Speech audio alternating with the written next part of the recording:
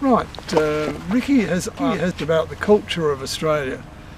The culture is based on mostly European culture with European religion, and the food we have is of course European in its origin, but now we like lots of different food types like Chinese, Indian curries, Japanese food, Italian food, German food, all different types of food, even Moroccan food.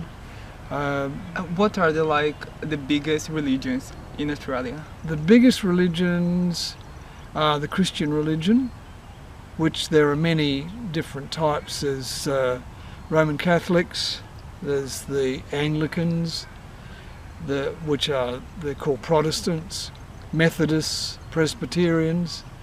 They're the Christian religions, and then we have people of the Muslim religion here, and Buddhists, and other groups that would be around, but not many people are of that group. Do they argue to each other? Is there No. big issues because of religion here in Adelaide? No, in Australia is a land of religious tolerance, and you can practice any religion that you like, that you want to practice, and you're free to do that. And for most people there's no problem with some of the issues in the world with the terrorists who are sometimes associated with Muslims. There are some people who maybe don't like them because of that, but they're not always based on the truth. They are what they think, that perhaps all Muslims are bad, but that of course is wrong. There are some people that are bad from every different cultural group.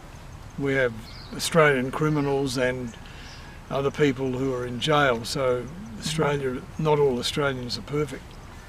Australia is considered one of the best countries to live in the world. Mm-hmm. It's one of the richest countries, Yeah. and the happiest country. Yeah, Australia has very high living standard.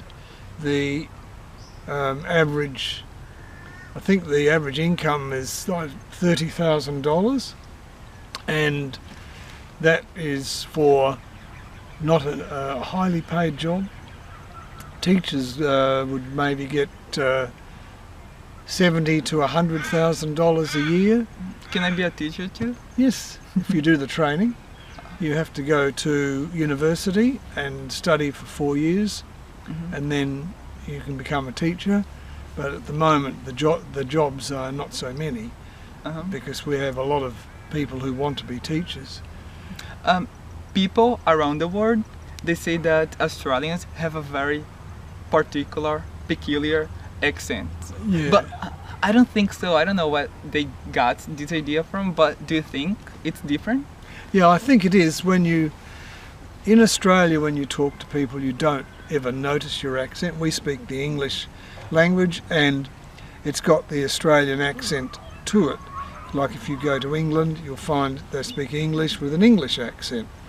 And Ricky speaks English, and he's got a slight Portuguese accent. So the languages do change, and the way we speak Australian is probably different from 100 years ago, and their languages are always changing.